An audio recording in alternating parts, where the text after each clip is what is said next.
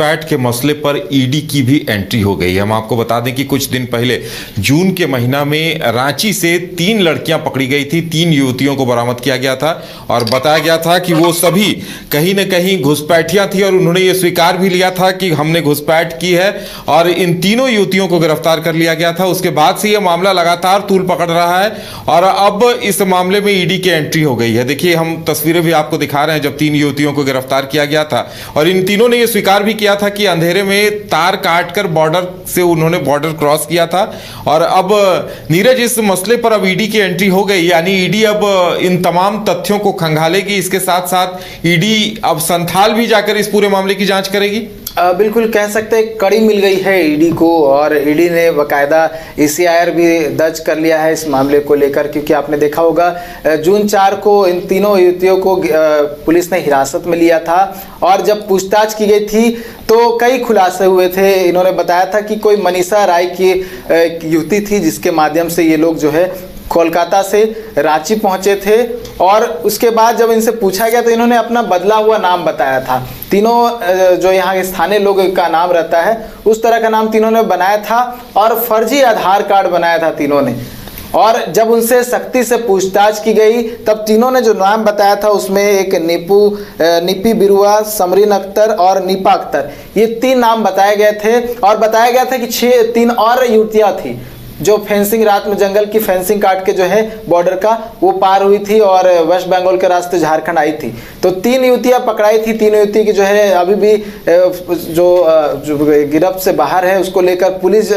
छानबीन कर रही है। लेकिन इसमें एक महत्वपूर्ण कड़ी जुड़ गई है, उसमें यह है कि ईडी अब पूरे मामले को जो है जांच करेगी और क्योंकि ये कड़ी मिला है तो हो सकता है कि संथाल परगना, जो कि लगातार आरोप भी लग रहा है कि संथाल परगना में बांग्लादेशी घुसपैठ हुआ है और बहुत सारी संख्या में बाहर से जो लोग हैं वो वहां पर स्थापित हुए हैं, तो ईडी जो है उस मामले को लेकर भी जांच करेगी और बहुत सारे जो तथ्य है वो निकलकर सामने आ सकते हैं। और क्योंकि जिस तरह से मैंने कहा कि आधार कार्ड फर्जी तरीके से बनाए गए थे, उसके साथ साथ जब पूछताछ हुआ तो ये भी पता चला कि वोटर ID भी फर्जी तरीके से बनाया गया था। तो उन लोगों तक भी पहुंचने की कोशिश की जाएगी और पूरा सिंडिकेट तक पहुंचने की कोशिश की जाएगी ईडी की ओर से कि ये पूरे राज्य में ये सिंडिकेट कहां से काम कर रहा है और कैसे लोगों का यहाँ पे स्थापना, कह सकते हैं जो लोग यहाँ पे आ रहे हैं उसे कैसे यहाँ पे स्थापित किया जा रहा है, कैसे जमीन। बिल्कुल नीरज, देखिए इन तीनों युवतियों ने साफ स्वीकारा था कि वो अंधेरे में तार काट कर बॉर्डर क्रॉस करके भारत आई थी और वो बॉर्डर से प्रवेश करने के बाद वो रांची पहुंच गई, यहाँ एक रिसोर्ट में काम कर रही थी। मतलब ऐसी युवतियां और ऐसे लोग बहुत सारे संख्या में आ रहे होंगे और ये कहीं न कहीं एक कड़वी सच्चाई है, भले उसे प्रशासन सरकार ना माने। लेकिन अब अगर ईडी जांच करेगी, मनी लॉन्ड्रिंग के नजरिए से भी जांच करेगी तो बहुत सारे तथ्य भी सामने आएंगे। बिल्कुल कह सकते हैं, क्योंकि जिस तरह से मैंने कहा कि ये ऐसा पहला मामला है लेकिन इससे जुड़ा बहुत सारा मामला हो सकता है, क्योंकि ये जो मामला है लगातार आरोप लगता रहा है कि राज्य सरकार जो है संरक्षण दे रही है और अब हो सकता है कि जो एजेंसी है, केंद्रीय एजेंसी, वो अपने एंगल से जांच करने की कोशिश करे तो नए तथ्य निकलकर सामने आ सकते हैं। कौन कौन लोग इससे जुड़े हुए हैं, क्योंकि राजधानी रांची तक पहुंच जाना, पहले हम लोग बात कर रहे थे कि संथाल परगना में इस तरह मामले देखे जा रहे हैं, इस तरह का आरोप लग रहा है, लेकिन राजधानी रांची से इस तरह का घटनाक्रम सामने आना कहीं ना कहीं सवाल तो खड़ा करता है और हो सकता है कि ईडी जब जांच करे तो ये मामला भी सामने आ सकता है, क्योंकि बहुत सारे रांची के ऐसे क्षेत्र हैं वहां पर भी आरोप लगा है कि बांग्लादेश के जो घुसपैठ है वो यहां पर आकर बस गए हैं। मैं यहाँ के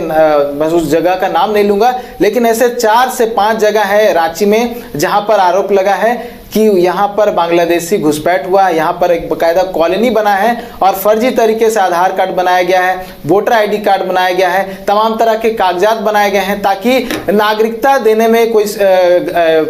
दिक्कत ना हो, अगर छानबीन हो तो उन पर कोई आपत्ति ना जाहिर कर सके। इसको लेकर तमाम तैयारी की गई है। तो ये हो सकता है, तो ये सिंडिकेट तक पहुंचने की कोशिश होगी संथाल परगना से लेकर पूरे झारखंड तक, क्योंकि पूरे झारखंड में ये आरोप लगता रहा है लेकिन अभी जो मामला गर्मा हुआ है वो है संथाल परगना का और ईडी जब जांच करेगी तो तमाम पहलुएं जो है वो निकलकर सामने आएगी। कौन कौन लोग हैं, कैसे सिंडिकेट काम करता है, कैसे बॉर्डर क्रॉस करवाता है और बॉर्डर क्रॉस करते के साथ कोलकाता के रास्ते कैसे यहाँ पर झारखंड में एंट्री है, ये तमाम पहलुओं पे जो है हमें तमाम जो बातें हैं वो निकलकर सामने आ सकती है। देखने वाली बात होगी कि ईडी के जांच में क्या कुछ खुलासे होंगे। चलिए, अब ईडी जांच करेगी, ये अपने आप में बड़ी बात है। अब घुसपैठ के मामले को लेकर नए तथ्य सामने आएंगे, इंतजार किया जाए। नीरज हमारे साथ जुड़ने के लिए और तमाम जानकारी देने के लिए आपका बहुत बहुत धन्यवाद।